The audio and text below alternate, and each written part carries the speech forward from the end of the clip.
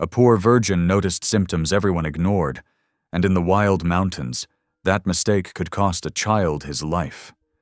Snow beats against a lonely cabin. A rough mountain man leans over his fevered boy, whispering prayers no one answers. The town doctor shrugs.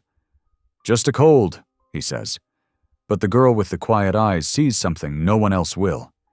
They laugh at her, call her foolish. But when the boy stops breathing, only her trembling hands stand between life and death. In a world where pride speaks louder than mercy, she's hunted for the very gift that could save them all. Lanterns blaze, hooves thunder through the night. The preacher rings the bell as the town turns on her. She fled into the storm, but the sickness followed. And now the mountain must decide who he truly believes in.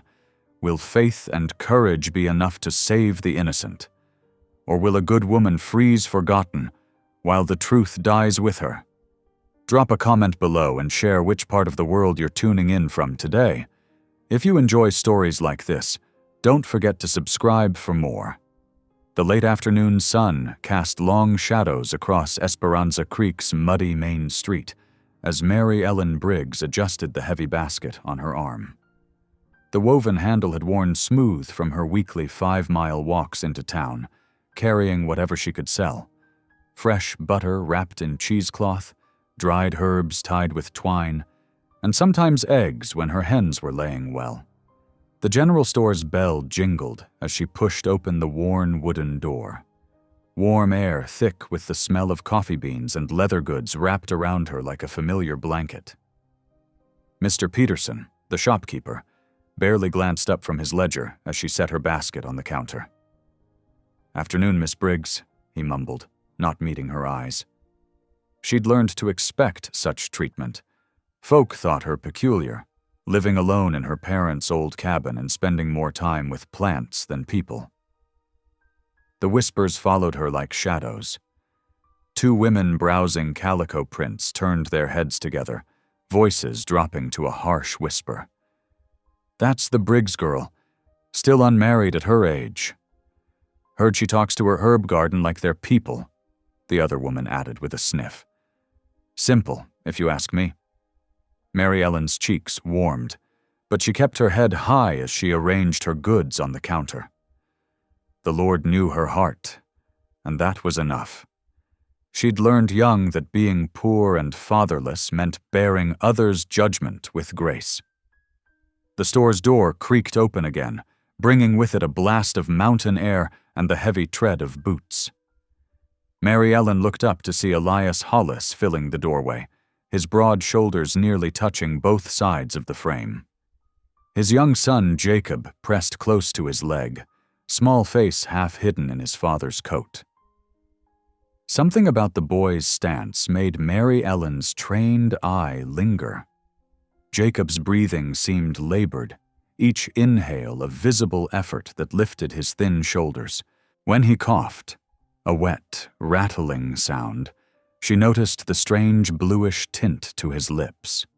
Her mother's voice echoed in her memory, reading from her worn medical journal by lamplight. "Watch for the blue cast to the lips and nails, the glassy eyes. These mark the deadly inflammation of the lungs that took so many of our boys." The memory sent a chill down her spine. She'd seen those same symptoms in Jacob's face.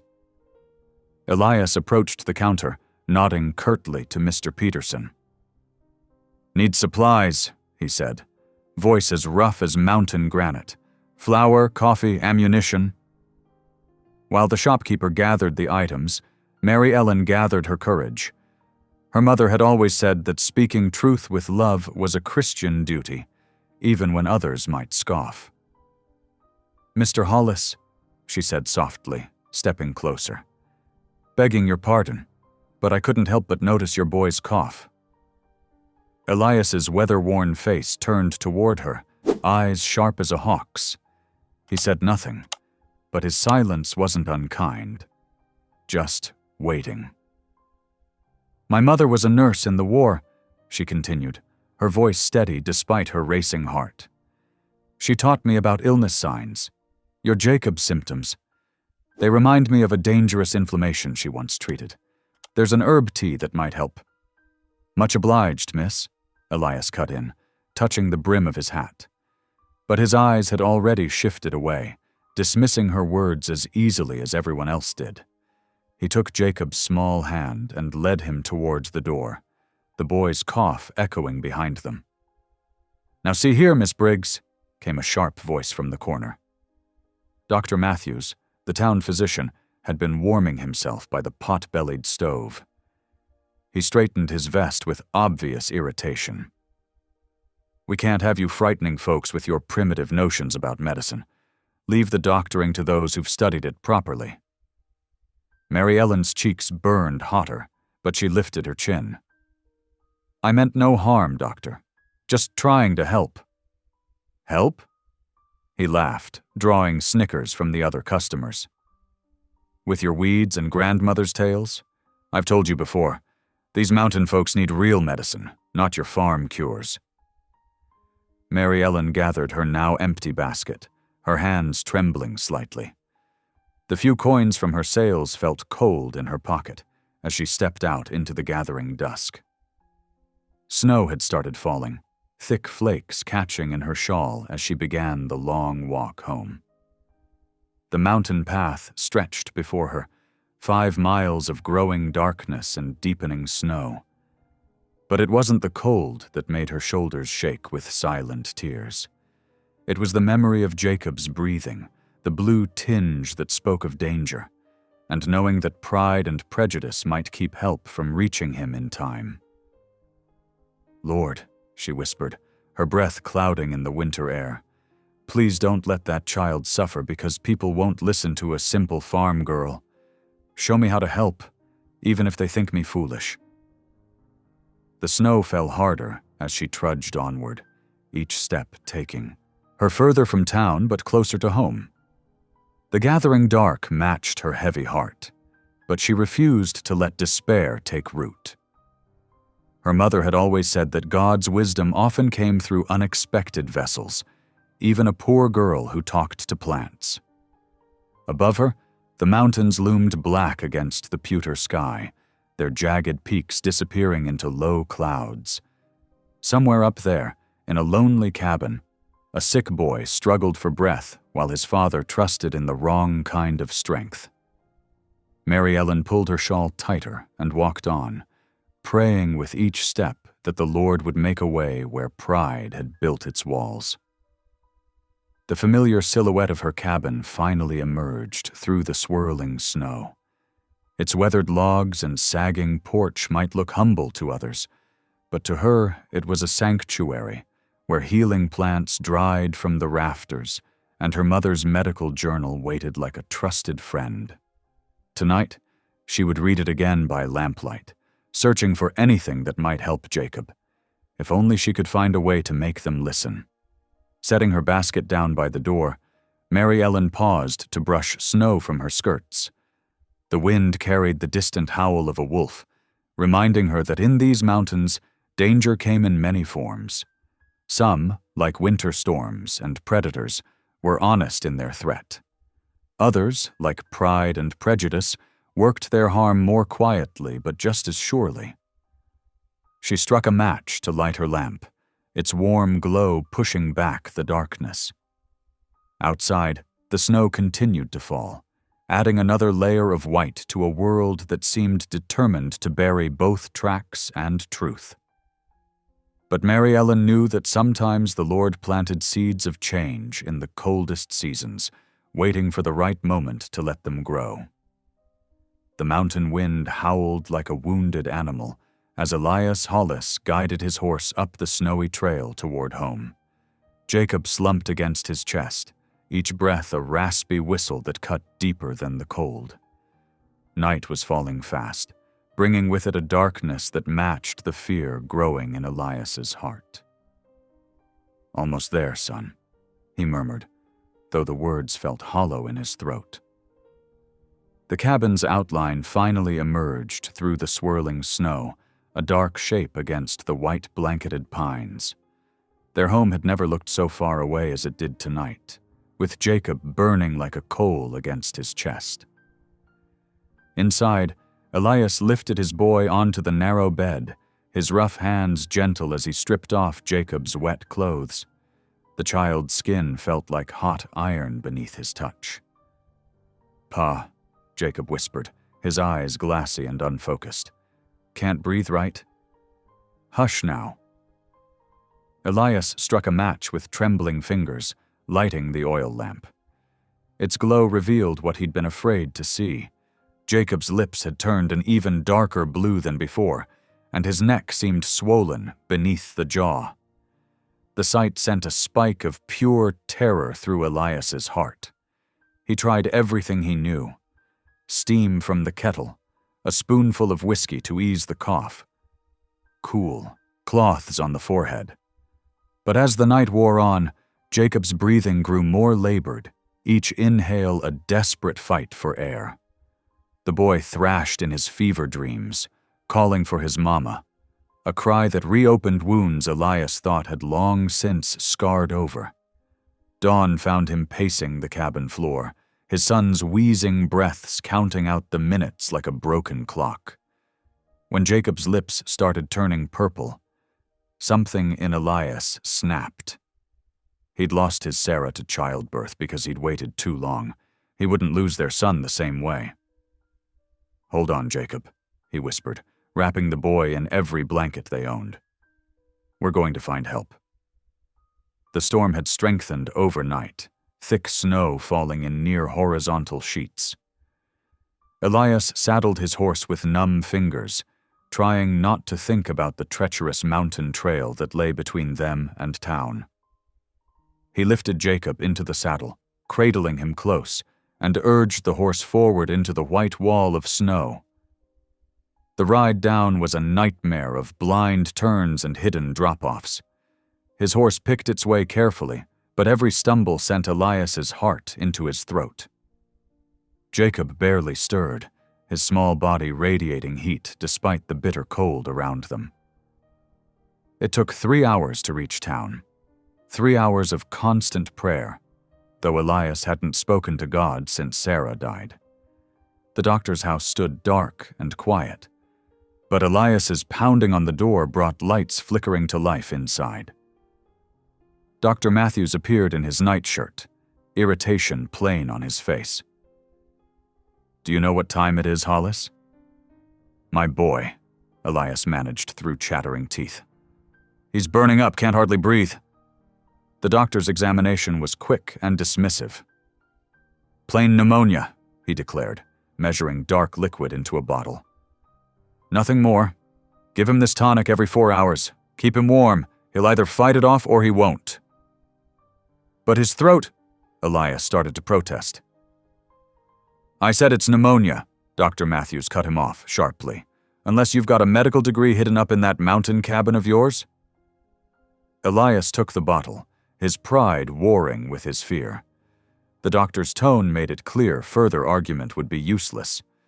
With Jacob growing heavier in his arms, he had no choice but to turn back toward home. Miles away, Mary Ellen Briggs rose before first light, her breath making clouds in the frozen air of her cabin. She had promised fresh milk to Widow Gardner at the church, and even in this weather, promises needed keeping. The walk to town was slow and treacherous. Near the general store, she passed a freight wagon whose driver was struggling with a frozen wheel. "Morning, Miss Briggs," the man called out, his beard crusted with ice. "Heard the Hollis boy took bad up on the mountain. Saw them riding for the doctor just after dawn. Poor soul looking half frozen himself." Mary Ellen's heart clenched. "How was the child?" "Bad off, from what I could see. All wrapped up but breathing something awful." She hurried to deliver her milk, but her mind stayed fixed on Jacob's face from yesterday. Those blue-tinged lips, the glassy eyes. Her mother's voice seemed to whisper from the pages of her old journal. "When the throat swells and breathing fails, it's not common lung fever. It's the deadly inflammation that needs special care." Back home, Mary Ellen knelt beside her bed. "Lord," she prayed. "I know folks think me simple, but if you've given me knowledge that might help that child, I have to try. Please guide my path." Her decision made, she moved quickly. Into her saddlebags went her mother's medical journal, wrapped carefully in oilcloth. She added dried herbs chosen with careful purpose: elderflower, wild cherry bark, the precious echinacea root she'd saved all winter. A pot of honey, clean bandages, her father's old compass. The storm had grown fiercer, but Mary Ellen knew these mountains. She'd learned their moods from her father, who'd driven supply wagons through worse weather than this. Her mule was steady and sure-footed, used to the steep trails where she gathered herbs. As she mounted up, the wind threw stinging snow against her face. The trail to the Hollis cabin wound up through treacherous switchbacks, places where one wrong step could send horse and rider plunging into the gorge below. But Mary Ellen kept her father's words in mind. Let the animal find its way. They've got more sense than people in a storm. The mule picked its path carefully through deepening drifts. Mary Ellen's hands grew numb on the reins, her prayers a constant whisper lost in the wind. The higher they climbed, the worse the storm became, until the world narrowed to just the few feet of white space ahead. She thought of turning back more than once. The cold had worked its way through her heaviest coat, and the wind howled like it meant to sweep them both off the mountain. But each time doubt crept in, she remembered Jacob's desperate breathing and the way his father's eyes had held such worry beneath their pride. "The Lord helps those who help others," her mother used to say. Today, Mary Ellen would prove whether she truly believed those words. Through the curtain of snow, a darker shape gradually emerged, the Hollis cabin with smoke rising thin and straight from its chimney. Mary Ellen felt tears freeze on her cheeks at the sight. She'd made it this far. Now came the harder task, convincing a proud mountain man to trust a simple girl whom no one else would listen to. As she dismounted on shaking legs, she heard coughing from inside the cabin, the terrible, struggling sound of a child fighting for every breath. Mary Ellen squared her shoulders and walked toward the door, her mother's journal clutched to her chest like a shield. She'd been called foolish before, but today, she'd rather be foolish than fail to act when a child's life hung in the balance. She raised her hand to knock, praying one more time for wisdom. Whether Elias Hollis turned her away or not, she had followed her conscience through the storm. Sometimes, she reflected, that was all anyone could do. Step forward in faith and trust God to guide what happened next. 3 sharp knocks cut through the howling wind. Elias lifted his head from where he'd been dozing in his chair beside Jacob's bed. The boy's breathing remained shallow and strained, each inhale a painful wheeze that tore at Elias's heart. The knocking came again. Elias grabbed his rifle, habit born of years alone in these mountains, and approached the door cautiously. Who would be fool enough to brave such a storm? He yanked the door open to find Mary Ellen Briggs swaying on his porch, her face raw from the wind and her shawl crusted with snow. In her arms, she clutched a small bundle wrapped in oilcloth and what looked like a Bible. "Mr. Hollis," she said through chattering teeth, "I heard about Jacob. I think I might be able to help." Elias's first instinct was to send her away. He'd already seen the doctor, already had his medicine. But Jacob's labored breathing filled the silence between them, and something in Mary Ellen's steady gaze spoke of quiet certainty rather than foolish interference. "You shouldn't be out in this weather, Miss Briggs," he said gruffly, but stepped aside to let her in. Mary Ellen stumbled slightly as she crossed the threshold, her skirts heavy with snow. Elias caught her elbow, surprised at how cold she felt even through her clothes. "Get yourself by the fire first," he ordered, taking her bundle and setting it on the table. No sense in having 2 sick people to tend. She didn't argue, moving to warm her hands at the hearth. The firelight caught the ice melting in her dark hair, and for a moment, Elias was struck by how young she looked. Hardly more than a girl, really, yet she'd risked the deadly mountain storm to reach them. Jacob's coughing drew her attention. Even before her hands were fully warm, she was moving to his bedside, her movements careful but purposeful. She laid a gentle hand on his forehead, then checked his pulse at the wrist. "How long has his breathing been this labored?" she asked, bending to listen to his chest. "Got worse yesterday evening. Doctor says it's pneumonia, gave us this." Elias held up the bottle of dark tonic. Mary Ellen shook her head. "It's not pneumonia, Mr. Hollis. Look at how his throat's swollen, how the breath whistles when he draws it in. This is the throat sickness. I've seen it before, in my mother's nursing journal. It comes from bad water, usually after heavy rains have flooded the wells." "Now see here," Elias bristled. "Dr. Matthews himself said—" "I mean no disrespect," Mary Ellen interrupted softly. "But doctors didn't see this sickness much during the war.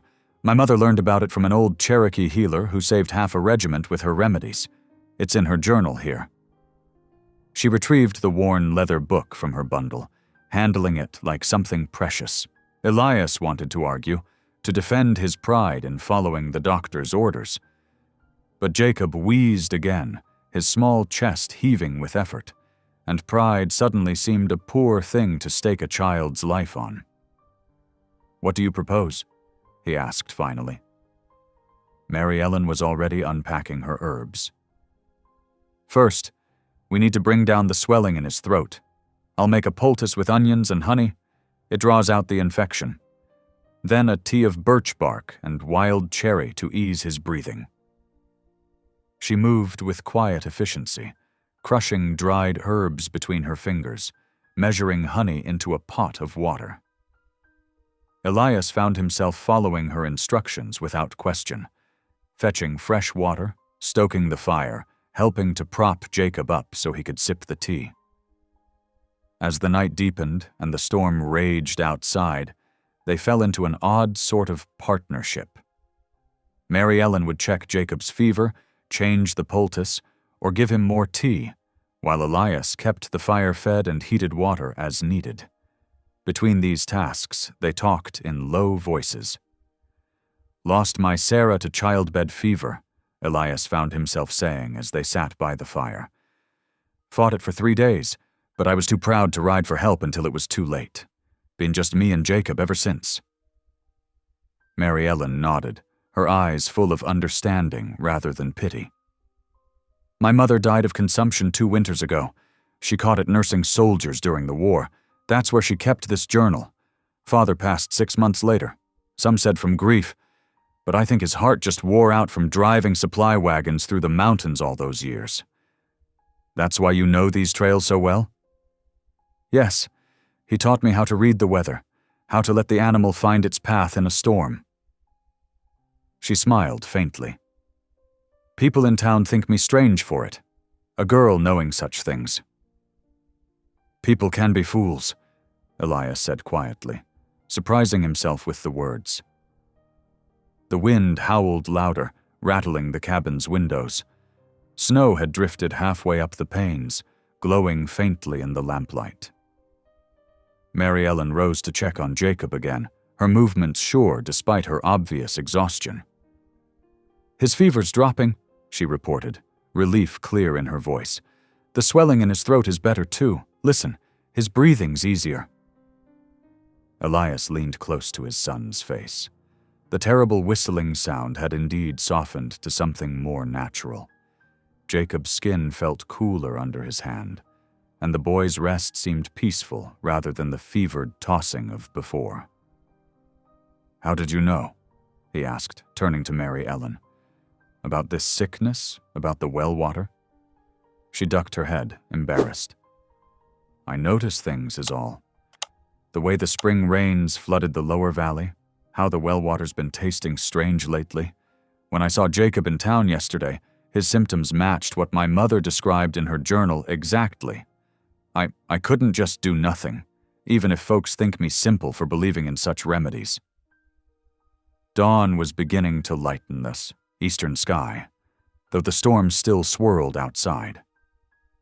Jacob stirred in his sleep, then opened his eyes, clear now, without the glassy fever shine. "Papa?" he whispered, his voice rough but stronger than it had been in days. "I'm here, son." Elias gathered the boy carefully in his arms, his vision blurring with tears he didn't try to hide. Over Jacob's head, he met Mary Ellen's tired smile. "We're both here." Morning sunlight streamed through the frost-laced windows, painting golden patterns across the cabin floor. Elias knelt beside Jacob's bed, his calloused hand gentle as he felt his son's forehead. The fever had broken completely. Jacob's breathing came easy and clear, without the frightening wheeze that had tortured them through the night. Overwhelmed with relief, Elias bowed his head. "Thank you, Lord," he whispered, his voice rough with emotion. Then he turned to Mary Ellen, who stood quietly nearby. "And thank you, Miss Briggs. I reckon we'd have lost him without your help." Mary Ellen's cheeks colored at his words. "The Lord guided my hands," she said softly. "I just did what my mother taught me." Elias noticed how she swayed slightly on her feet, dark circles beneath her eyes testifying to her long vigil. "You're about done in," he said firmly. "You can't travel home in this state. Rest a spell first." "I should get back to my animals," she protested weakly, but her exhaustion was plain to see. "The storm's still blowing out there. Your critters will keep a few hours more." Elias gestured to the blanket-draped chair near the hearth. "Please, it's the least I can do." Mary Ellen nodded gratefully and sank into the chair. Within minutes, her head had drooped against its wooden back, and she was sound asleep. Elias covered her with an extra quilt, noting how young and vulnerable she looked in sleep. Hard to believe this slip of a girl had saved his boy when the town doctor couldn't. The morning crept on. Elias tended the fire and kept watch over both his patients. Around noon, Mary Ellen stirred, blinking in confusion at her surroundings. Jacob was already awake, propped up against his pillows and managing a weak smile. "Miss Ellen?" he croaked, using the name he'd given her during the night. "Papa says you made me better." "How are you feeling, Jacob?" Mary Ellen moved to check his throat, her touch gentle. "Hungry," the boy admitted, making both adults laugh softly. "That's a good sign," Mary Ellen said. "But just broth for now, until your throat's stronger." Elias was already heating water over the fire. "Least I can do is offer you some coffee first," he said. "And I'd like to hear more about these cures of yours, if you're willing to share." While the coffee brewed, Mary Ellen retrieved her mother's journal from where it lay on the table. The leather cover was worn smooth with handling, its pages yellow with age and spotted with various herbs stains. She opened it carefully, revealing neat columns of handwriting interspersed, with detailed drawings of plants. "My mother was a field nurse during the war," she explained, running her finger down one page. "She learned from everyone she could. Doctors, farmers, native healers. She wrote everything down, tested what worked best." She turned another page, showing a sketch of the very herbs she'd used on Jacob. This remedy came from a Cherokee woman who helped her treat a throat sickness outbreak in a Union camp. Saved nearly 50 men. Elias studied the careful drawings and notes. "Your mother sounds like quite a woman." She was. Mary Ellen's voice held pride mixed with old grief. She always said God put healing in the simplest things, if we just had eyes to see it. By early afternoon, the storm had cleared enough for Elias to ride into town. They needed supplies, and he felt duty-bound to inform Dr. Matthews of Jacob's recovery. Mary Ellen agreed to stay with the boy while he made the journey. The streets of Esperanza Creek were thick with churned snow and mud. Elias tied his horse outside the doctor's office and strode in, still wearing the same clothes from the day before. Dr. Matthews looked up from his desk with a frown. "Hollis, I wasn't expecting to see you up and about. How's the boy?" "Better," Elias said. "Much better. That throat sickness you called pneumonia, it wasn't that at all. Miss Briggs knew what it really was. Treated it with herbs and poultices. Jacob's fever broke this morning." The doctor's face darkened. "Now see here, Hollis. That girl's got no medical training, just superstition and old wives' tales. If your boy's better, it's pure luck, nothing more. My tonic must have finally taken effect." "Your tonic wasn't doing a blessed thing except making him worse," Elias countered, his voice sharp. "Miss Briggs knew exactly what was wrong and how to treat it. She saved my son's life while you dismissed her warning." "And I suppose she told you some fancy story about where she learned these magical cures?" The doctor's tone dripped with sarcasm. "From her mother's war nursing journal. Every symptom, every treatment, all written down proper and clear." Elias planted both hands on the doctor's desk, leaning forward. "You might consider reading it yourself, instead of mocking what you don't understand." He turned and stalked out, leaving the doctor sputtering behind him. But as he crossed to the general store for supplies, he could already hear the whispers starting. That Briggs girl spent the night up at Hollis's place, claiming she cured the boy with herbs and such. Probably witchcraft, if you ask me. Everyone knows she's strange, talking to plants and such. Poor thing's still a virgin at her age, probably trying to catch herself a husband." Elias's jaw clenched at the cruel gossip. He stopped in the middle of the street and turned to face the whispering group of women outside the milliner's shop. "Miss Briggs rode through a blizzard to help my boy when no one else would," he said, his quiet voice carrying clearly in the cold air. "She spent the night nursing him back to health, while you folks slept warm in your beds.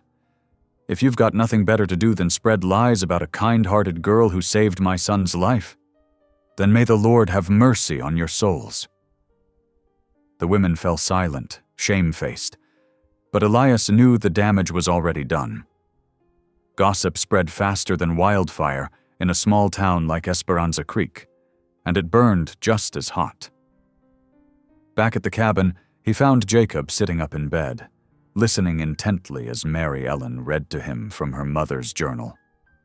The boy's eyes were bright with interest, rather than fever now, following her finger as she explained the different herb drawings. "Papa," Jacob called out when Elias entered. "Miss Ellen says she'll teach me about the plants when I'm stronger. Can she stay another night, please?" Elias set down his supplies and met Mary Ellen's questioning look. "Would be safer than riding home in the dark," he said carefully. "That is, if you're willing. We'd be grateful for your company." Mary Ellen hesitated, clearly torn between propriety and concern for her patient. "I should check his throat again in the morning," she said finally, "just to be sure the swelling's gone completely." Jacob beamed at them both, and Elias felt something warm settle in his chest. Something he hadn't felt since Sarah died.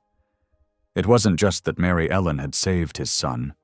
She'd brought light back into their dark little cabin, filling it with gentle wisdom and quiet strength. But as he stoked up the fire for another night, he couldn't help wondering what price she would pay for that kindness once the town's rumors took wing. The little white church of Esperanza Creek stood bright against the snow-covered hills that Sunday morning. Inside, oil lamps flickered as congregants filed into wooden pews, their boots squeaking on the plank floor. Mary Ellen sat alone near the back, her mother's worn Bible clutched tight in her hands. She could feel the sideways glances, hear the whispered conversations that stopped when she walked past. Reverend Thomas stood at his pulpit, sunlight from the high windows catching the silver in his hair. "Brothers and sisters," he began, his voice filling the hushed space. "Today we gather to give thanks for God's infinite mercy. Young Jacob Hollis, who many feared would not survive the week, has been restored to health through the Lord's blessing." Mary Ellen kept her eyes fixed on her Bible, but she could sense Dr. Matthews shifting restlessly in his front row seat. Elias and Jacob weren't present, the boy still too weak for the cold journey to town, but their absence seemed to fuel the undercurrent of gossip running through the congregation. "While we rejoice in this miracle," the Reverend continued, "let us remember that the Lord works in mysterious ways, often through the most humble vessels. If I may speak, Reverend." Dr. Matthews stood suddenly, his voice cutting through the sermon. "As the town's medical authority, I feel compelled to warn this congregation about the dangers of ungodly meddling in matters of science and healing." Mary Ellen's hands trembled on her Bible as the doctor turned to face the congregation. What happened at the Hollis cabin was not divine intervention, but dangerous interference by an untrained girl playing at medicine. Such superstitious practices have no place in a civilized community. The church erupted in murmurs. Mary Ellen felt dozens of eyes boring into her. Her chest tightened as though gripped by iron bands. Without conscious thought, she rose and fled, her skirts rustling as she pushed through the heavy wooden doors into the biting cold.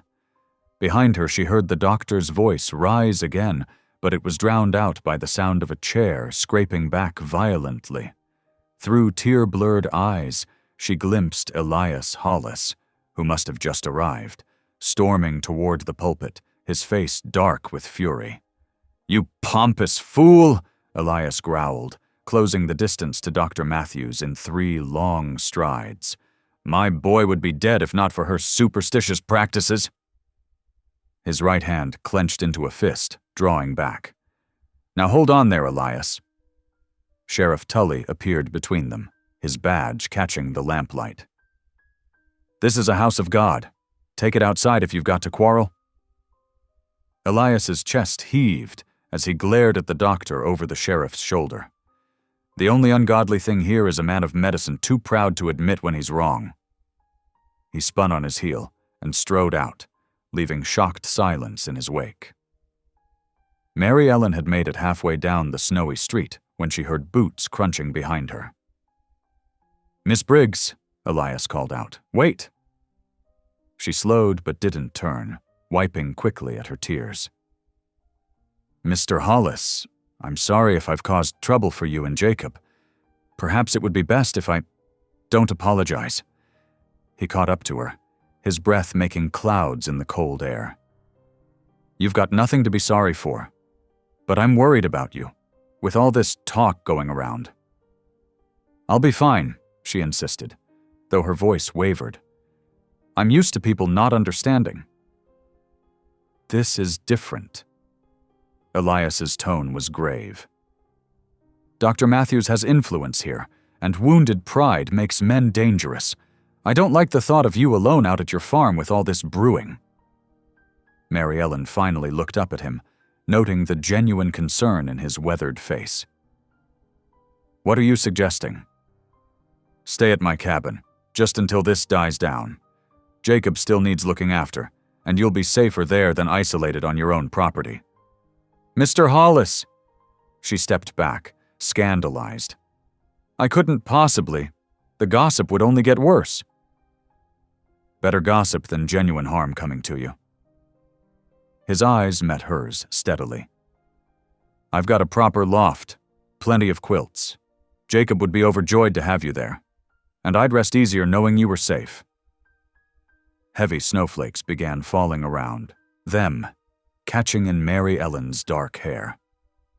She looked toward the church, where people were beginning to emerge, then back at Elias's earnest face. "What about my animals?" "We can ride out now. Get what you need. The storm's coming in fast. Looks like we'll all be snowed in for a few days anyway." Mary Ellen closed her eyes, seeking guidance in silent prayer. When she opened them, peace settled over her heart despite her racing thoughts. "Very well," she said softly. "For Jacob's sake."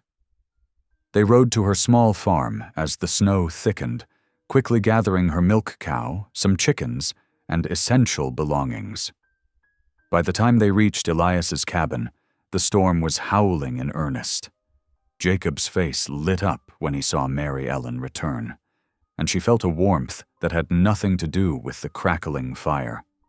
That evening, after a simple supper of beans and cornbread, Elias showed her to the loft. He'd cleared a space and laid out fresh straw beneath several thick quilts. "It's not much," he apologized, "but it's warm enough once the fire gets going." "It's fine," she assured him, touched by his careful preparations. "Thank you for your kindness." "Seems to me I'm the one who should be thanking you." He paused at the top of the ladder, his expression serious in the lamplight. "What you did for Jacob, I can never repay that. And now you're risking your reputation just by being here." "Some things matter more than reputation, Mr. Hollis." She smoothed one of the quilts, recognizing the pattern as one Sarah Hollis had sewn before her death. "Like doing what's right, even when it's hard." "Call me Elias," he said quietly. "Seems proper, since we're under the same roof now." Mary Ellen felt her cheeks warm. "Very well, Elias." He nodded, something softening in his eyes. "Sleep well, Miss Briggs." "Mary Ellen," she corrected gently. "If I'm to call you Elias." A ghost of a smile touched his lips. "Sleep well, then, Mary Ellen." She listened to his boots on the ladder rungs as he descended, then the familiar sounds of him banking the fire for the night. Outside, wind whistled through the eaves, and snow ticked against the small window. But inside the cabin, there was only peaceful warmth, and the steady breathing of Jacob already asleep below. Mary Ellen knelt beside her makeshift bed, hands clasped in prayer. She asked for guidance, for protection, for wisdom to navigate this strange new circumstance she found herself in. But most of all, she gave thanks for the trust of a broken family, for the chance to help heal more than just physical wounds, and for the unexpected shelter she'd found in the very place she'd come to bring healing. The mountain air grew crisp as dawn broke over the San Juan foothills. Mary Ellen stood at the cabin's small window, watching pink light spill across fresh snow. Her breath fogged the glass as she quietly hummed a hymn, not wanting to wake the others yet. The past few days had settled into a gentle pattern that felt almost like family, though she pushed that dangerous thought away whenever it surfaced. Behind her, Jacob stirred on his bed near the hearth. "Miss Mary?" he called softly, his voice stronger now than it had been days ago. She turned, smiling at his tousled dark hair. "Good morning, little one. How are you feeling today?" "Better." He sat up carefully, reaching for the tin cup of water she kept by his bed. "Can we sing again after breakfast?" "Of course we can." Mary Ellen moved to check his forehead. Cool now, thank the Lord. His breathing came easy, though she still boiled the birch bark tea twice daily to be certain. Heavy boots creaked on the porch outside, and Elias stepped in with an armload of fresh-cut wood. Frost sparkled in his beard, but his eyes warmed when they met hers. "Morning," he said simply, setting the wood by the stove. "Pa, Miss Mary's going to teach me another song today," Jacob announced. Elias nodded, the ghost of a smile touching his lips. "Reckon that's fine, long as you don't wear yourself out?" Mary Ellen busied herself at the stove, hiding her own smile as she stirred the morning's cornmeal mush. She'd noticed how Elias lingered longer at meals now, how his gruff manner had softened day by day. Sometimes she caught him watching her when he thought she wasn't looking, though she tried not to read too much into that. After breakfast, while Elias checked his trap lines, Mary Ellen sat with Jacob by the fire. Her mother's hymnal lay open in her lap, its pages worn smooth from years of use. "Amazing Grace," she read. "This was my mama's favorite." Jacob leaned against her shoulder, his small finger tracing the notes. "Was she a good singer like you?" "Oh, I'm not—" Mary Ellen felt heat rise in her cheeks. "My mama had the voice of an angel. She used to sing to the wounded soldiers during the war, to ease their pain." They practiced the hymn together, Jacob's clear young voice joining her quiet alto. Outside, snow began falling again in lazy spirals. The cabin felt warm, safe, a shelter from more than just the weather. Later that afternoon, Mary Ellen worked at the table, carefully copying remedies from her mother's journal into a fresh notebook she'd brought. She wanted Jacob to have his own record of the cures that had saved him, written in her neatest hand. The scratch of her pencil mingled with the pop of wood in the stove, and Jacob's steady breathing as he napped. The door opened, letting in a blast of cold air along with Elias. He carried 2 snow hairs, already cleaned. "Thought we might have stew tonight," he said, hanging his coat by the door. His eyes fell on her writing. "What's that you're working on?" "Just copying down some remedies." She started to close the notebook, but he came closer, reading over her shoulder. "Your writing's real fine," he said softly. "Like them fancy books in town." "My mama taught me. She said clear writing saves lives when it comes to medicine." Elias was quiet a moment, still standing, close enough that she could smell pine and cold air on his clothes. "You're a lot like her, ain't you? Helping folks what need it, not caring what anyone says." Mary Ellen looked down at her hands. "I just try to do what's right is all." That evening, after Jacob was asleep, Mary Ellen read from her Bible by lamplight.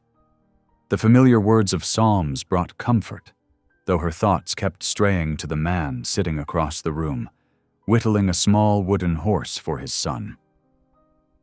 "Would you read some out loud?" Elias asked suddenly, surprising her. "Been a while since I heard the good book proper."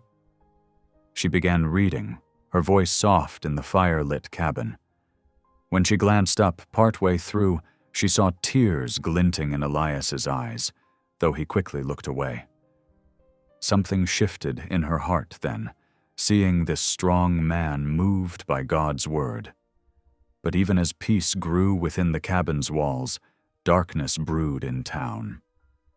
Mary Ellen knew it from the way Elias's jaw tightened when he returned from getting supplies. He didn't tell her everything, trying to spare her, but she heard enough. The doctor was spreading poison with his words, suggesting impropriety in her staying at the cabin. Some folks who'd known her all her life now crossed the street to avoid her father's daughter. "Don't you fret about them," Elias told her one evening, his voice rough with anger. "Ain't none of their business what goes on up here. But your reputation—" "My reputation?" He gave a harsh laugh. "I'm just a mountain man who couldn't even save his own wife. But you—" His voice softened. "You saved my boy when no one else could. That's worth more than any gossip." Mary Ellen felt tears prick her eyes at his words. She knew she should leave, should protect what was left of her name. But every time Jacob smiled or Elias's eyes met hers across the table, she found another reason to stay just one more day. The next morning, as she stirred a pot of rabbit stew, Jacob sat at the table drawing with a piece of charcoal. He'd grown stronger each day, though she still watched him carefully for any sign of relapse. "Look, Miss Mary," he called. "I drew us all together." She went to see his simple drawing, 3 stick figures by what must be the cabin. Her heart caught at the way he'd drawn them holding hands, like a real family. "That's real fine, son," Elias said from the doorway, making them both start. He'd come in quietly with more firewood. His eyes met Mary Ellen's over their boy's head, and something unspoken passed between them. That night, after Jacob was asleep, Mary Ellen read from her Bible as usual. But this time, Elias sat closer, listening intently to every word. When she finished the passage, he didn't move away. "You've brought light back to this place," he said quietly. "I'd forgotten what it felt like, having joy under this roof." Mary Ellen's heart thundered in her chest, but before she could respond, a log shifted in the fire, sending up sparks. The moment passed, yet something had changed. She felt it in the air between them, delicate as a spider's web, strong as steel. Later, lying in her quilts in the loft, she heard Elias moving below, banking the fire for the night. The cabin creaked gently in the cold, but she felt warmer than she ever had. Despite the cruel whispers in town, despite the impropriety of her situation, she knew with sudden clarity that God had led her here for a purpose larger than just healing Jacob. She just prayed she'd have the courage to see it through, whatever it might be. The old barn had stood empty since Sarah's passing, its weathered boards holding only dust and memories. But on this crisp morning, Elias studied it with new purpose. Mary Ellen needed space to dry her herbs properly, and he aimed to give her that. He worked steadily through the morning, replacing broken boards and patching holes where winter wind sneaked through. The familiar rhythm of hammer and saw felt good in his hands. From time to time, he caught glimpses of Mary Ellen through the cabin window, teaching Jacob his letters at the table. The sight warmed him more than the winter sun. "Need any help, Pa?" Jacob called from the cabin door, wrapped in his wool coat. "Best stay inside where it's warm," Elias answered. "Don't want that cough coming back." Mary Ellen appeared behind Jacob, her shawl pulled tight. "At least let me bring you some coffee to warm you." Elias nodded, grateful for the excuse to pause. He watched her walk carefully through the snow, carrying a steaming tin cup. Her presence had brought such changes to their lives. Not just Jacob's healing, but something deeper. The cabin felt like a home again. "The barn's coming along nice," she said, handing him the cup. "Though you didn't have to go to all this trouble." "Ain't trouble," he said softly. "You need proper space for your healing work." Her cheeks colored at his words, and she hurried back to the cabin. Elias sipped the coffee slowly, savoring its warmth and the lingering scent of her nearness. By mid-afternoon, he had the barn's interior cleared and swept clean. He'd built new shelves along the walls and strung sturdy cords across the rafters for drying bundles of herbs. The work satisfied something in him, a need to provide, to make things right. Inside the cabin's trunk, wrapped carefully in cloth, lay Sarah's old shawl.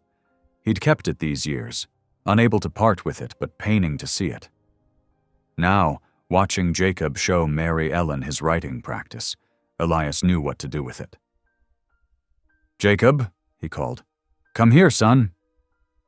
The boy trotted over, and Elias knelt beside him. "Remember that blue shawl your mama used to wear?" Jacob nodded solemnly. "The pretty one with flowers. What do you reckon about giving it to Miss Mary? She could use something warm and—" He paused, throat tight. "Your mama would have wanted that." Jacob's face lit up. "Can I give it to her?" Elias retrieved the shawl and handed it to his son. The soft wool still held a trace of lavender, Sarah's favorite. Mary Ellen looked up from her work as Jacob approached, holding the carefully folded bundle. "Miss Mary, this was my mama's," he said proudly. "Pa says you should have it now." She unfolded the shawl with trembling hands, revealing the delicate embroidered flowers along its border. "Oh," she breathed, tears welling in her eyes. "It's beautiful, but I couldn't possibly—" "Please," Elias said from across the room, Sarah would have wanted someone like you to have it." Mary Ellen wrapped the shawl around her shoulders, tears spilling down her cheeks. "Thank you," she whispered. "I'll treasure it always." That evening, after Jacob was asleep, Mary Ellen brought out her Bible. It had become their nightly ritual, but tonight felt different. "Would you like to learn to read it yourself?" she asked softly. Elias hesitated. He'd never admitted to anyone that he couldn't read well, just enough to sign his name and recognize basic words. But something in her gentle manner gave him courage. "Reckon I would," he said, "if you've patience enough to teach me." She moved closer, setting the Bible between them. The lamplight cast a warm glow as she pointed to the words. "Start here," she said. Elias leaned in, his finger tracing beneath each word as she helped him sound them out. "In the beginning," he read slowly, "God created the heaven and the earth." They worked through several verses, his confidence growing with each line. Mary Ellen never rushed him, never showed frustration when he stumbled. Her shoulder brushed his as she leaned in to help with a difficult word, and he caught the faint scent of lavender from Sarah's shawl. The next morning brought an unexpected warmth that set snow melting from the cabin's roof in steady drips. By afternoon, they heard an ominous rumble from the direction of town. "Spring thaw's coming early," Elias said grimly, studying the sky. "Trail's likely to flood." His prediction proved true. Within days, word reached them through a passing hunter that the supply wagons couldn't get through. The trail had turned to thick mud, with the creek running high and fast. They took stock of their provisions carefully. "We've got cornmeal, dried beans, and some salt pork," Mary Ellen said. "If we're careful, it'll last." "Got my traps, too," Elias added. "We won't go hungry." Despite their care with rationing, the days that followed weren't easy. But they found joy in unexpected places. Jacob's delight at learning to make corn dodgers, the smell of Mary Ellen's bread baking, the way her herbs made their simple meals taste better. One evening, as Mary Ellen worked at teaching him more reading, Elias found himself watching her hands as she pointed to the words. They were strong hands, used to work, yet gentle too. He thought about how those hands had saved his son, had brought healing to his home in more ways than one. "God sent you to us," he said suddenly, surprising himself with the words. She looked up, startled. "What?" "That day you came through the storm. Wasn't just chance, was it? The Lord guided you here." Mary Ellen's eyes softened. "I believe he did," she said quietly, "though I didn't understand why at first. And now?" She looked down at the Bible between them, her cheeks coloring. "Now I reckon I'm beginning to see his purpose more clear." Later that night, after she'd gone up to the loft, Elias sat at the table with his knife and a piece of pine wood. His hands moved carefully, shaping the wood with sure strokes. As the cross began to take form, he thought about his journey from darkness to light. He'd been so angry after Sarah died, turning away from God and everything else. But Mary Ellen's quiet faith, her gentle strength, had shown him another way. Through her, he'd learned to see God's hand at work again, in Jacob's healing, in the peace that filled their home, in the way his heart had opened to love once more. The cross took shape slowly under his knife. He carved it smooth and simple, yet with care in every line. Near midnight, he finished polishing it with a scrap of leather. It wasn't fancy, but it carried his heart in every cut of the blade. Tomorrow he would give it to her, a small token of the great gift she'd brought to their lives. And maybe, if God was willing, he'd find the courage to tell her what was growing in his heart. As he banked the fire for the night, Elias heard soft humming from the loft, one of the hymns she'd taught Jacob. The sound filled the cabin like a blessing, and he smiled in the darkness. Whatever challenges lay ahead, he knew now that God had led them to this place, this moment, this love, slowly blooming like spring after a long winter. The morning sun painted golden streaks across the cabin's plank floor as Jacob took his first steps outside in nearly 2 weeks. Mary Ellen watched from the doorway, her heart swelling with pride and gratitude. The boy's cheeks, once pale as winter frost, now glowed with returning health. "Careful now," Elias called from behind her, his deep voice carrying both worry and joy. "Those legs might be a mite wobbly still." Jacob gripped the porch railing, determination set in his young face. "I can do it, Pa. Miss Mary Ellen says I'm strong as a mountain lion now." Mary Ellen smiled, remembering how close they'd come to losing him. "The Lord provides strength to those who wait upon him," she said softly, quoting her mother's favorite verse. The three made their way slowly down the well-worn path toward the river. Fresh snowmelt gurgled beneath patches of ice, and early spring birds called from the pine branches above. Elias stayed close behind his son, ready to catch him if needed, but Jacob grew steadier with each step. At the riverbank, they rested on a sun-warmed boulder. Mary Ellen pulled her mother's journal from her apron pocket and began writing, her pencil moving quickly across the pages. "What are you scratching down there?" Elias asked, genuine curiosity in his voice. "A letter to Reverend Thompson," she replied, not looking up. "About the sickness, how it spreads through bad water and how to stop it." Her fingers traced the worn edges of her mother's pages. "If we don't warn them, other children could fall ill." Jacob leaned against her shoulder, watching her neat script fill the page. "Like you warned Pa at the store?" "Yes, little one." She patted his hand. "Though folks didn't listen then." Elias's face darkened at the memory. "I was a fool not to heed you. Won't make that mistake again." As if Providence itself had heard them, the distant creak of wagon wheels echoed through the valley. A supply freighter appeared around the bend, his team of horses picking carefully along the muddy track. "Ho there, Hollis," the freighter called out. "Trail's finally clearing up past the ridge." Elias stood, brushing dirt from his trousers. "Much obliged for the news, Mr. Carter. Might you do us a favor and carry a letter to town?" "That I can," the man replied, reining his horses to a stop. "Heading straight to Esperanza Creek with these supplies." Mary Ellen folded her letter carefully, sealing it with a drop of pine sap.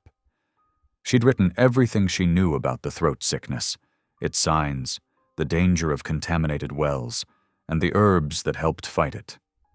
Whether they believed her or not, she had to try. After the wagon disappeared around the bend, they made their way back to the cabin. Jacob's strength was growing, but the short walk had tired him. Elias carried him the last stretch, the boy's head resting trustingly on his father's broad shoulder.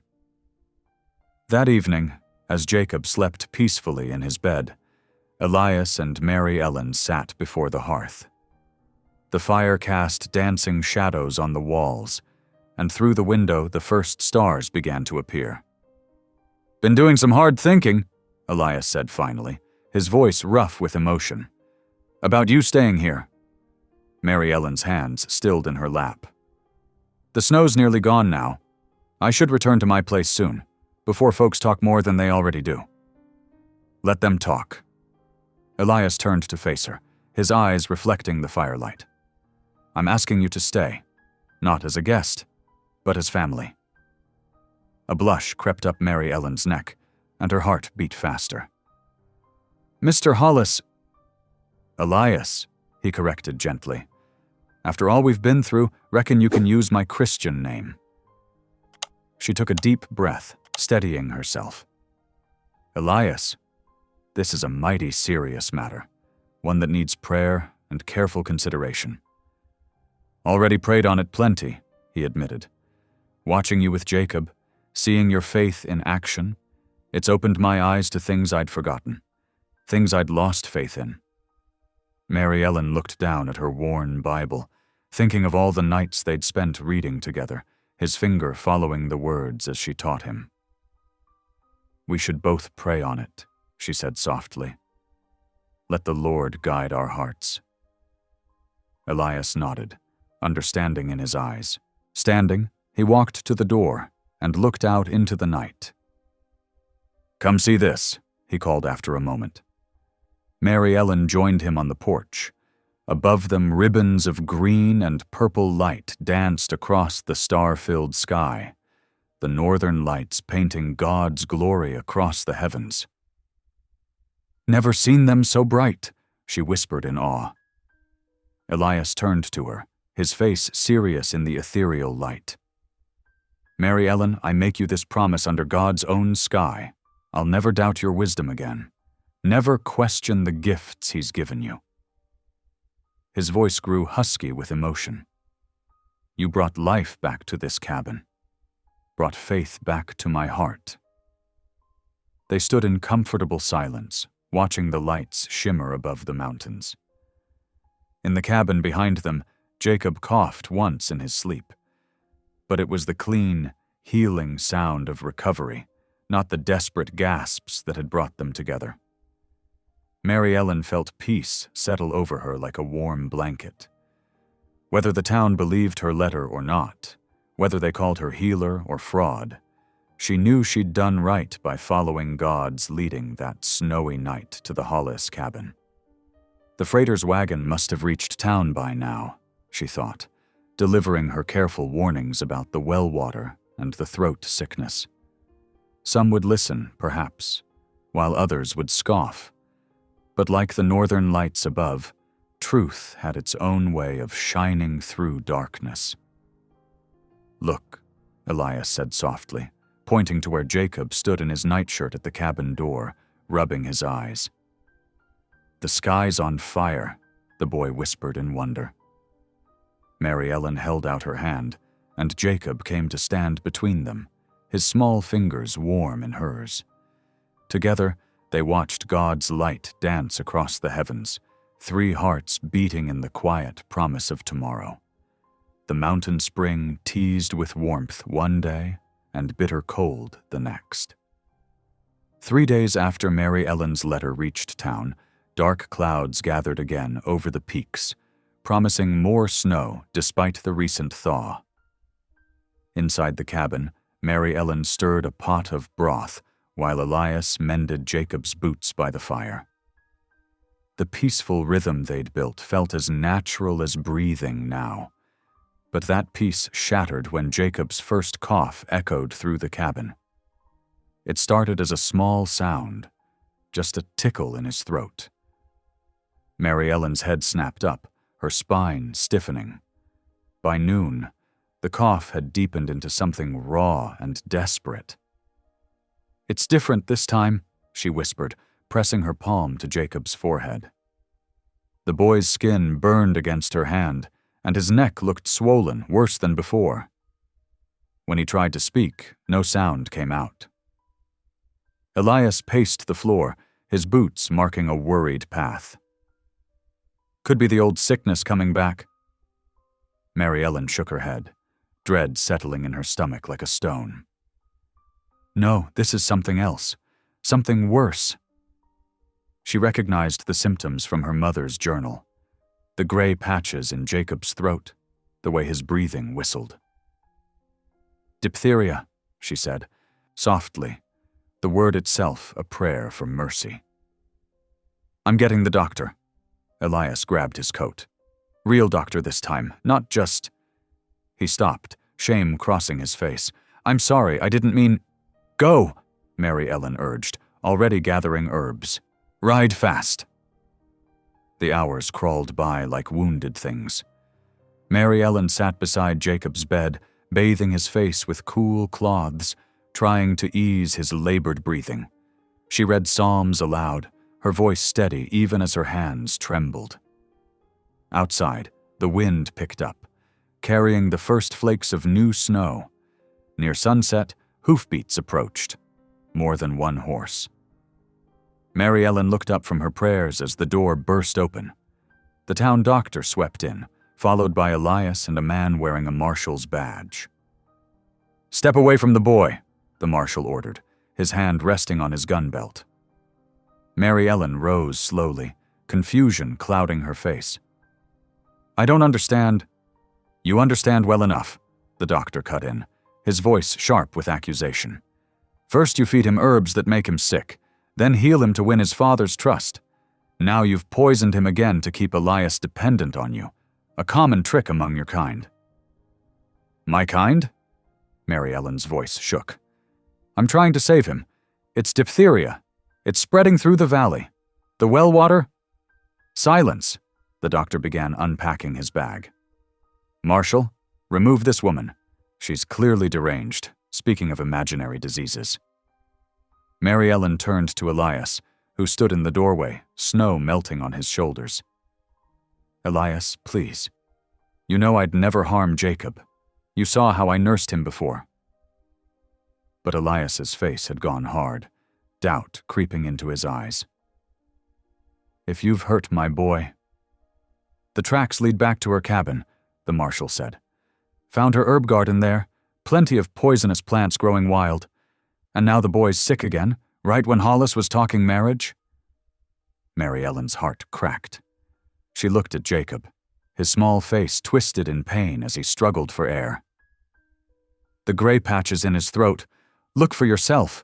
It's not poison, it's—" "That's enough." The marshal stepped forward, reaching for her arm. "You're under arrest for attempted murder." Terror shot through Mary Ellen's body. If they took her away, Jacob would die without the proper treatment. She knew it as surely as she knew her own name. In that moment of clarity, she did the only thing she could. She ran.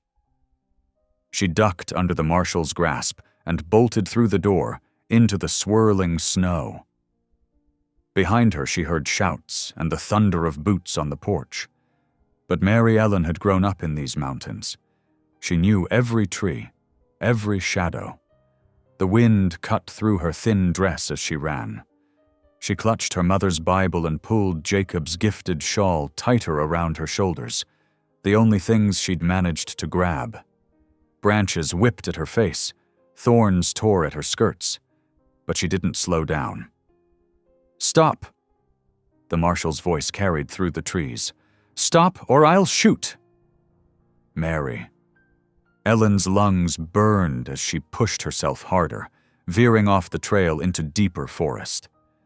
The snow fell faster now, already beginning to cover her tracks. She scrambled up a steep bank, her fingers finding holds in the half-frozen earth. A gunshot cracked through the air. Mary Ellen stifled a scream as bark exploded from a tree beside her. She threw herself forward, rolling into a hollow beneath a fallen log. Her chest heaved as she pressed herself into the cold ground, trying to make herself invisible. More voices echoed through the woods, growing fainter. They were searching in the wrong direction. Mary Ellen stayed perfectly still, counting her heartbeats until the sounds faded entirely. As darkness settled over the forest, the snow fell thicker. Mary Ellen huddled deeper into her shawl, shivering violently. She opened her mother's Bible with trembling fingers, though it was too dark to read. The familiar feel of its worn leather brought little comfort now. "Lord," she whispered, her voice barely a breath in the gathering night. "Protect Jacob. Show them the truth before it's too late." She thought of the boy's brave smile, of Elias's face twisted with betrayal, and tears froze on her cheeks. The wind howled through the trees like a living thing, driving the snow sideways. Mary Ellen knew she couldn't stay here. She'd freeze to death before morning. But where could she go? The whole valley would be searching for her by now. She thought of her little cabin, her herb garden, the life she'd built. All gone now, destroyed by fear and ignorance, just like her mother had warned her. People fear what they don't understand, child, even when you're trying to help them. Slowly, carefully, Mary Ellen crawled out from her hiding place. The forest had transformed into a maze of white, every landmark obscured by snow. She had no food, no proper coat, only her faith and her knowledge of healing, the very thing they'd condemned her for. She took one step, then another, moving deeper into the wilderness. Behind her, through the curtain of snow, a faint light burned in the cabin window. She imagined Jacob there, fighting for breath while the doctor used his useless tonics. The thought nearly broke her resolve. "Guide my steps," she prayed, pulling the shawl over her head. "Show me where to go."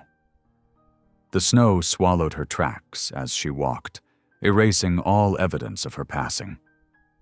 Soon, the cabin light disappeared, and Mary Ellen was alone in the white darkness, a fugitive in the land she'd always called home. The snow whipped sideways, stinging Mary Ellen's face like needles of ice. Each step forward was a battle against the howling wind that threatened to knock her off her feet. Her thin dress, already soaked through, offered little protection against the bitter cold that seemed to reach straight into her bones. "The Lord is my shepherd," she whispered through chattering teeth, stumbling over a snow-covered log. "I shall not want—" The familiar words of the 23rd Psalm carried her forward, one frozen foot after another. The darkness pressed in around her, broken only by the ghostly white of snow and what little moonlight filtered through the heavy clouds. Mary Ellen kept one hand pressed against rough tree trunks as she moved, using them as guides in the blinding whiteness. Her other hand clutched her mother's Bible close to her chest, protecting it from the wet snow. "Though I walk through the valley of the shadow of death." Her voice cracked as she remembered her mother singing those words during the war, tending wounded soldiers by lamplight. "I will fear no evil." A particularly fierce gust nearly knocked her down. Mary Ellen caught herself against a pine tree, its branches offering momentary shelter. She pulled Jacob's shawl tighter around her shoulders, thinking of the boy's fevered face, the gray patches in his throat that the doctor had refused to see. Tears froze on her cheeks. "Please, Lord," she prayed aloud, her words carried away by the wind. "Save that child. Don't let my running away be his death sentence. Show them the truth about the diphtheria before it's too late." The ground began to slope upward, and Mary Ellen followed it instinctively. Higher ground meant caves, and caves meant shelter. Her mother had taught her that, too, during their years of gathering herbs in these mountains. Her feet were numb now, each step more uncertain than the last. The wind died down slightly as she rounded a granite outcropping. There, cut into the rock face, was a shallow cave mouth, barely visible in the swirling snow. Mary Ellen nearly wept with relief. She stumbled forward, ducking under the low entrance. The cave wasn't deep, perhaps 15 feet at most, but it was dry, and the walls blocked the worst of the wind. Mary Ellen's hands shook as she felt along the walls in the darkness. Her fingers found what she was searching for, a small cache of dry kindling and firewood left by some previous traveler seeking shelter from mountain storms. "Thank you," she breathed, though whether to God or the unknown traveler she wasn't sure. Perhaps both. Working by touch in the darkness, Mary Ellen gathered the driest pieces into a small pile. From the pocket of her dress, she withdrew the flint she always carried. It took several tries with her trembling hands, but finally, a spark caught. A tiny flame flickered to life, casting warm light on the cave walls. Mary Ellen fed the fire carefully, adding larger pieces only when she was sure they would catch. The flames were small, She dared not make them larger for fear the light would be seen, but they offered blessed warmth. She huddled close, holding her frozen hands near the fire. As feeling slowly returned to her limbs, bringing with it the sharp pain of warming flesh, Mary Ellen began to sing softly. It was one of her mother's favorite hymns, one she had sung in field hospitals while treating soldiers from both sides. Amazing grace, how sweet the sound that saved a wretch like me. The familiar melody steadied her racing heart, filled the lonely cave with something besides fear and cold. She sang other hymns too, her voice growing stronger as the fire's warmth spread through her body.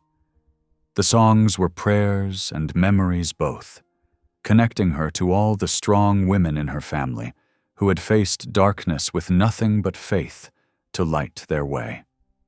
Back at the cabin, Elias paced beside Jacob's bed like a caged mountain lion.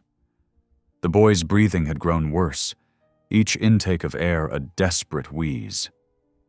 The doctor's tonic sat untouched on the bedside table. Jacob couldn't swallow anymore. "Nothing more to be done tonight," the doctor said, packing his bag. "The poison, whatever it was, is too far along. Keep him comfortable. I'll return in the morning, though I don't expect." He left the sentence unfinished. Elias barely heard him leave. He knelt beside the bed, taking Jacob's small hand in his. The boy's skin burned with fever, but his fingertips were turning blue, just like Mary Ellen had described when warning about the diphtheria.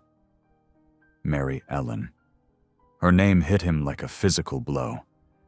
He remembered the fear in her eyes as she'd tried to explain, the way she'd begged him to listen. He'd let them drive her into the storm, this gentle woman who had saved Jacob's life once before. "What have I done?" he whispered. Jacob's eyes fluttered open, glassy with fever. He tried to speak, but no sound came out. Instead, he pointed weakly toward the herb-drying rack Mary Ellen had set up near the fireplace. Bits of bark and leaves still hung there, the medicines she'd used to heal him before. The truth hit Elias like a bucket of ice water. Mary Ellen had been right all along. The symptoms, the progression, everything matched what she'd described. And he'd stood there like a fool while they drove away the one person who knew how to treat it. "I'm sorry, son," he choked out, squeezing Jacob's hand. "I'm sorry I didn't listen, but I'm going to make it right." Elias stood, grabbing his heaviest coat from its peg. He strapped on his gun belt, more from habit than any real thought of using it.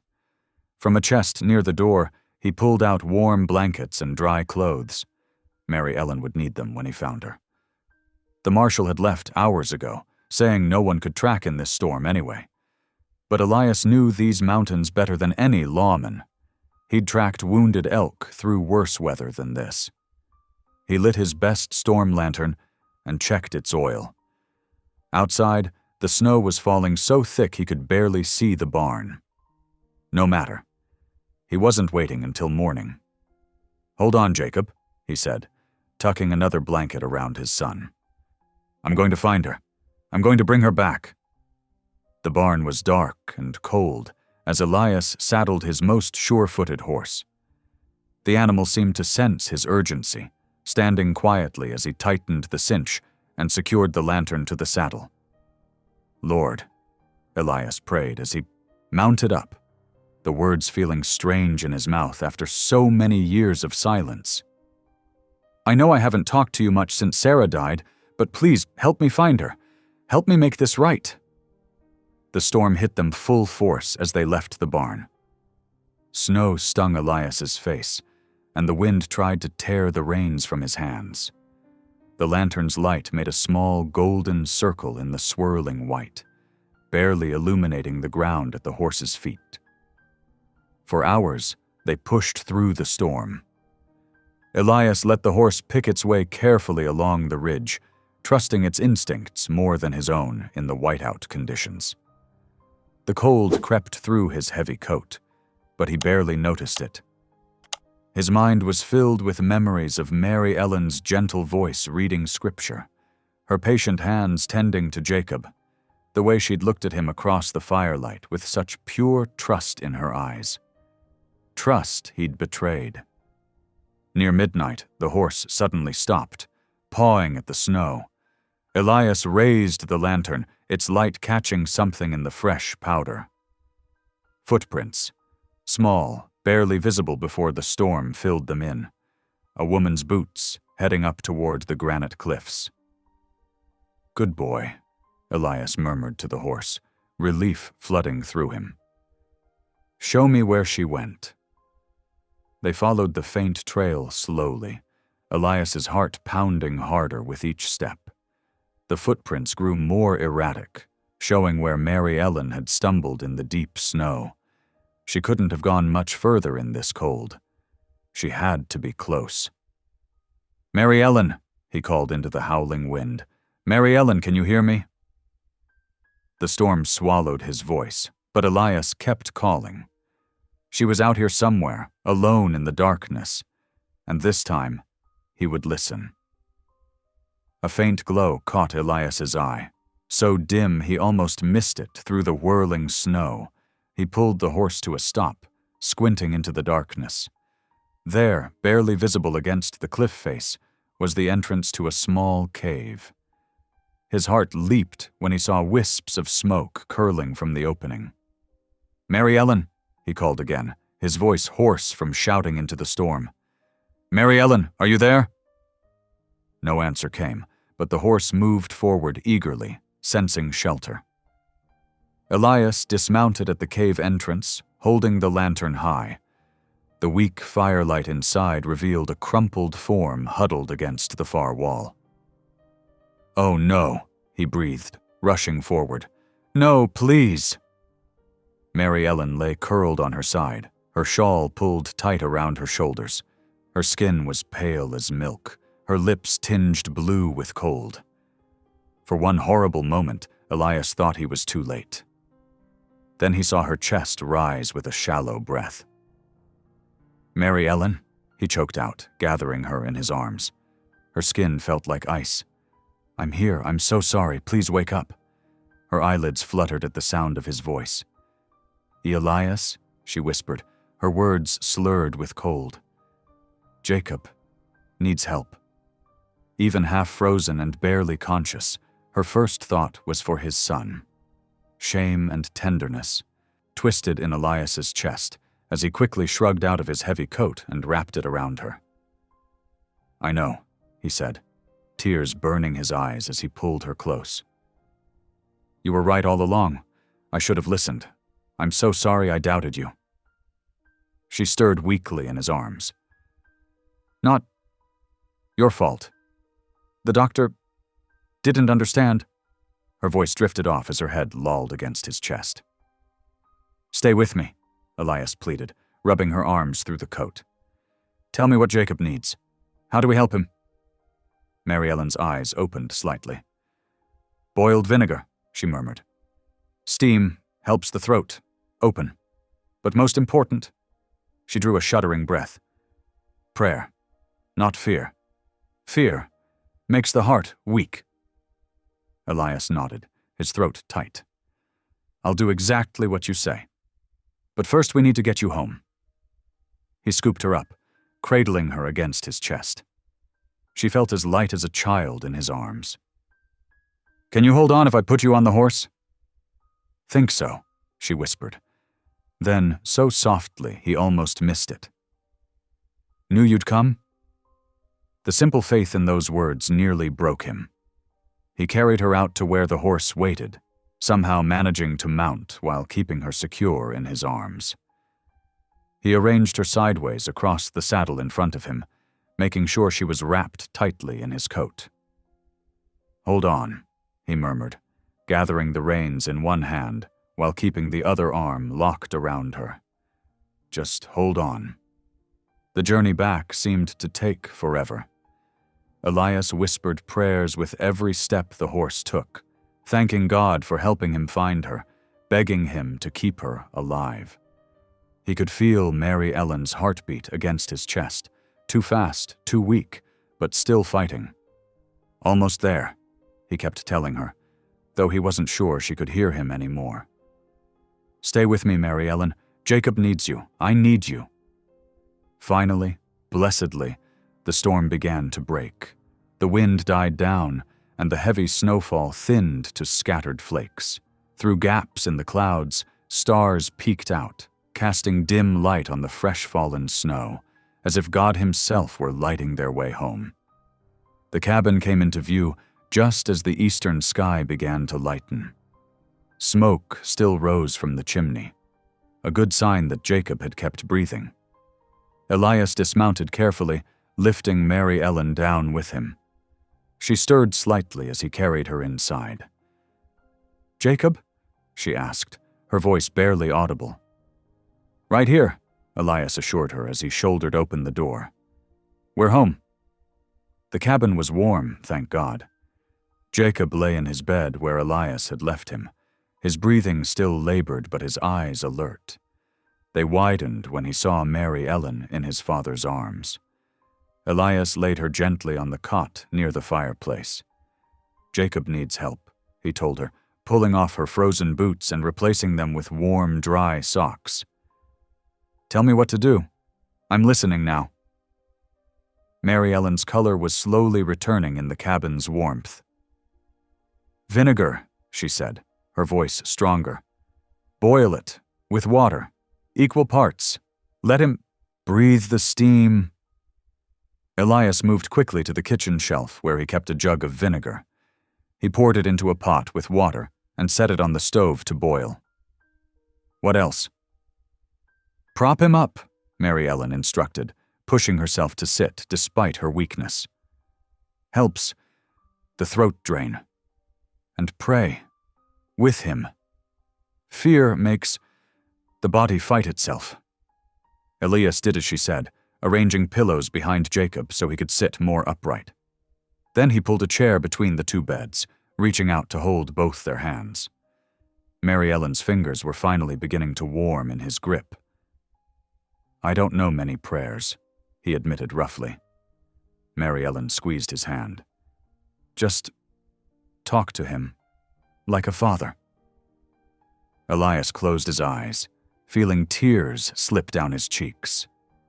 "Lord," he began haltingly, "thank you for helping me find her. Thank you for giving me another chance to listen. Please, please help my boy breathe. Help us both get well. I promise I'll never doubt your grace again." Steam began rising from the pot on the stove, filling the cabin with the sharp smell of vinegar. Jacob's breathing seemed to ease slightly as he inhaled it.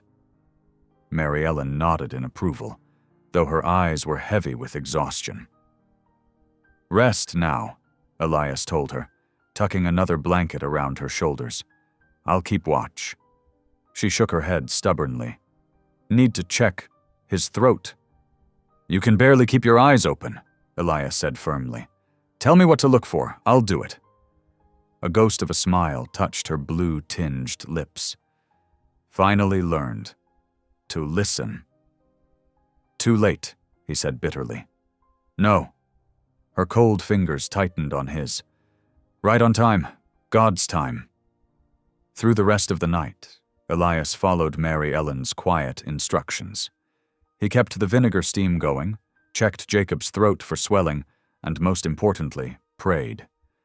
Sometimes silently, sometimes out loud, letting his son hear the faith in his voice instead of fear.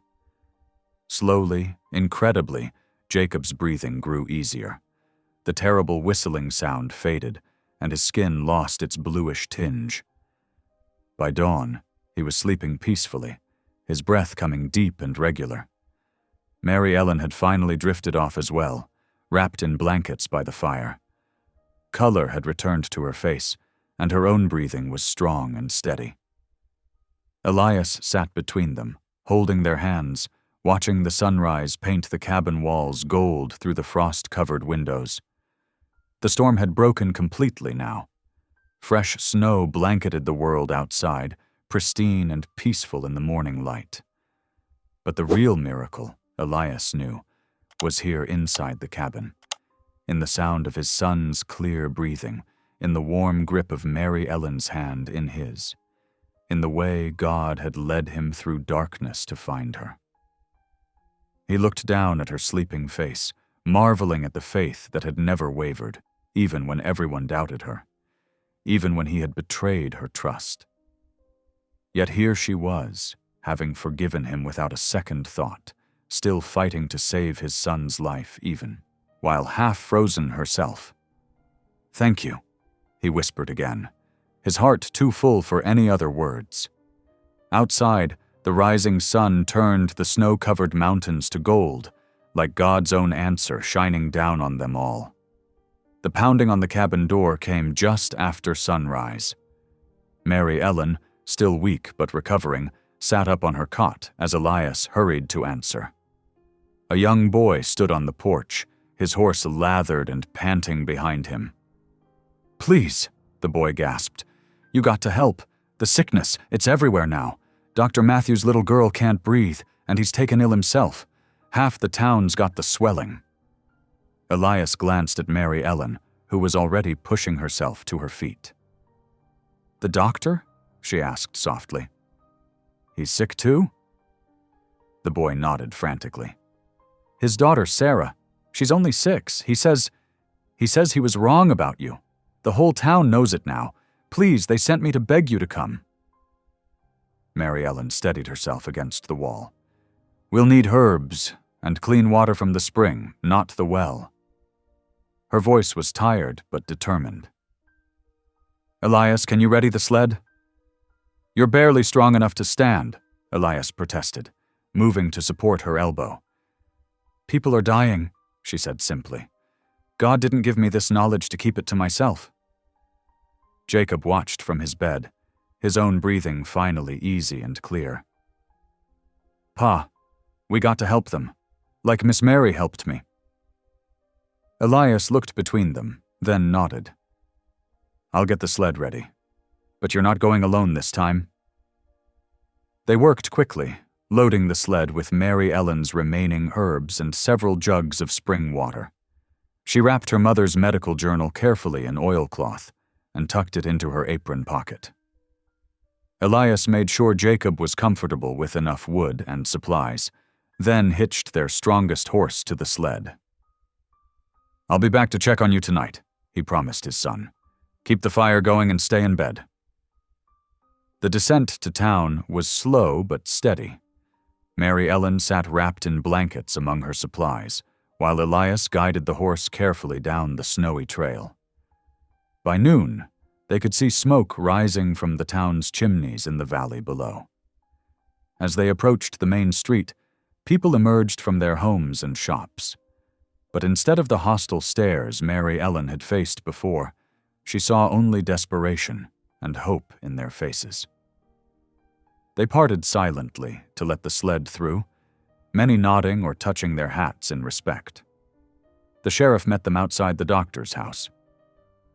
"Thank the Lord you've come," he said, helping Mary Ellen down from the sled. "We've got 8 cases bad enough to need immediate care." "Take me to Sarah first," Mary Ellen said, gathering her supplies. "Then show me where the others are. We'll need volunteers to help make poultices and tea." Inside the doctor's house, they found both father and daughter burning with fever. Sarah lay limp in her small bed, her breathing shallow and wheezing. Dr. Matthews barely lifted his head when they entered. "I was wrong," he rasped. "Save her, please." Mary Ellen squeezed his hand gently. "We'll save you both," she promised. Then she set to work. For 2 days straight, she moved from house to house, showing volunteers how to prepare the vinegar steam and herbal remedies. Elias stayed by her side, carrying supplies and ensuring she ate and rested when she could. The town's women quickly learned to make the poultices under her guidance, while the men organized teams to bring fresh spring water to each household. Hour by hour, the sick began to improve. Sarah Matthews was the first to turn the corner, her breathing easing by sunset of the first day. Her father followed soon after, his medical training helping him understand and accept Mary Ellen's treatments. "It's the well water," Mary Ellen explained to the town council as they gathered in the church. "It's tainted somehow, spreading the sickness. We need to boil everything until the spring thaw can clean it out." The council members, some still wearing poultices on their own throats, nodded without argument. The doctor, wrapped in a blanket but standing on his own, spoke up. "She's right. I've seen it with my own eyes now. These frontier cures, there's wisdom in them we'd do well to learn." By the end of the second day, 6 of the 8 critical patients were out of danger. The other 2 were improving steadily. More importantly, no new cases had appeared since they'd stopped using the well water. The town's fear began to lift, replaced by a sense of community as neighbors helped neighbors through recovery. Mary Ellen worked until she could barely stand, teaching what she knew to anyone who would listen.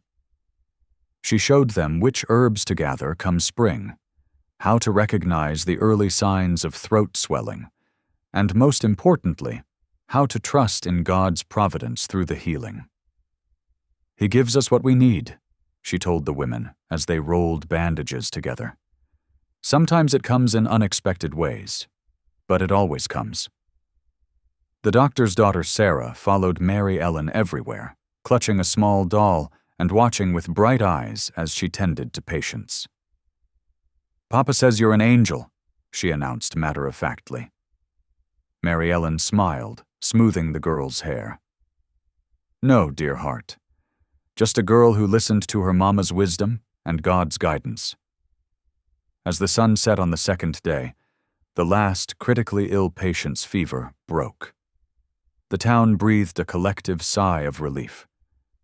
What had started as tragedy had transformed into testimony of God's mercy, of healing hands, and of a community learning to trust in grace that came in humble packages. The church bell rang clear across Esperanza Creek as morning sunlight sparkled off melting snow. People emerged from their homes, dressed in their Sunday best, gathering at the whitewashed church that stood as a beacon of hope in the valley. Inside, the wooden pews filled quickly. Mary Ellen sat near the back, her hands folded quietly in her lap. Elias and Jacob settled beside her, the boy's health now fully restored. The entire town had come, miners, merchants, ranchers, and their families, their faces showing a mix of gratitude and lingering shame. Reverend Stone rose to the pulpit, his Bible open before him. "We gather today," he began, "to give thanks for God's mercy upon our town. Through his mysterious ways, he sent us healing when we needed it most, through the very hands we once doubted." Dr. Matthews stood then, moving slowly to the front. His daughter Sarah clung to his hand, her pink ribbons bright against her dark hair. He turned to face the congregation, his eyes finding Mary Ellen. "I owe more than just an apology," he said, his voice thick with emotion. "My pride nearly cost lives, including my precious Sarah's. Miss Briggs, you saved not only my daughter but my very soul. Your knowledge of God's natural remedies, passed down from your mother, proved greater than all my formal schooling. I ask your forgiveness, and I thank you for showing such grace when I deserved none." Mary Ellen dabbed at her eyes with her handkerchief, nodding gently. The doctor's words seemed to break a dam of emotion in the church. Several townspeople stood to offer their own apologies and thanks. Sheriff Tully stepped forward next, his hat in his hands. "Let it be known," he declared formally, "that Miss Mary Ellen Briggs stands cleared of all accusations. Her name and reputation are spotless in the eyes of the law and this community." A murmur of approval rippled through the church. Then Elias rose, helping Jacob to his feet beside him. Mary Ellen looked up, surprised, as they moved into the center aisle. "Miss Briggs," Elias said, his deep voice carrying clearly through the hushed church, You came to us as a stranger in the night, bearing healing and hope. You saved my boy when no one else could. You taught me to trust again, in medicine, in people, in God Himself." He reached for her hand, drawing her gently to her feet. "Before God and this congregation, I'm asking if you'll make our family complete. Will you be my wife?" Tears spilled down Mary Ellen's cheeks as she squeezed his rough hand in both of hers. "Yes," she whispered, then louder, "Yes, I will." Jacob wrapped his arms around them both as the congregation broke into spontaneous applause. Outside, the sound of running water filled the air as winter's grip finally released the valley. Reverend Stone raised his hands. "Let us sing together of God's amazing grace, which brings healing to bodies and souls alike." The first notes of the beloved hymn rose from the gathered voices, swelling to fill every corner of the church. Mary Ellen's clear soprano joined with Elias's deeper tones as they stood together, their voices blending with the entire community in praise. "Amazing grace, how sweet the sound that saved a wretch like me."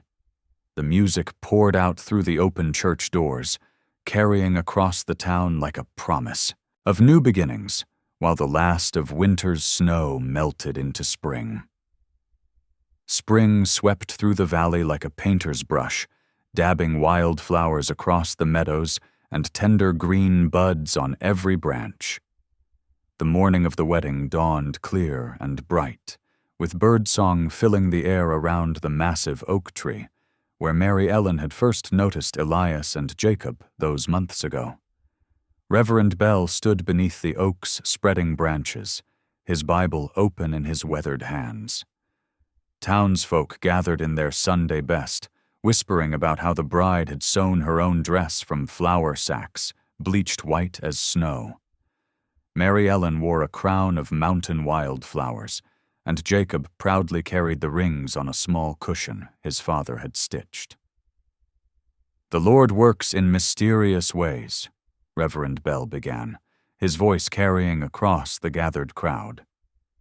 "Sometimes His greatest blessings come to us in our darkest hours, through the very people we least expect." Elias couldn't take his eyes off Mary Ellen as they spoke their vows. His voice, usually so quiet, rang strong and clear with conviction. When they kissed, Jacob hugged them both, completing their family circle at last. In the weeks that followed, the cabin underwent a transformation. Elias and Jacob worked side by side to add a second room for treating the sick. Mary Ellen planted an herb garden that spread across the south-facing slope.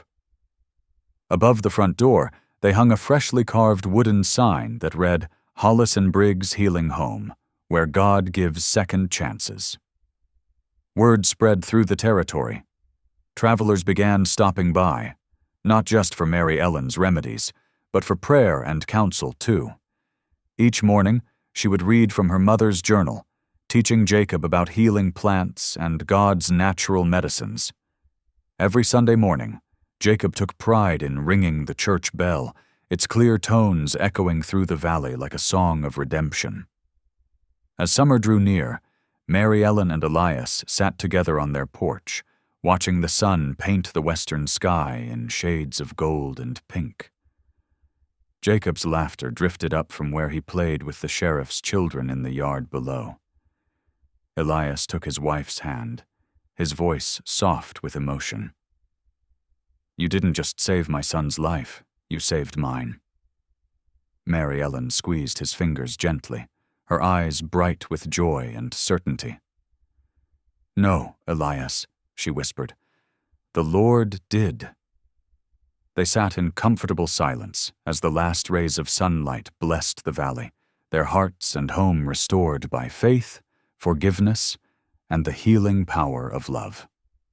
Thanks for tuning in. These stories remind us that life is more than headlines.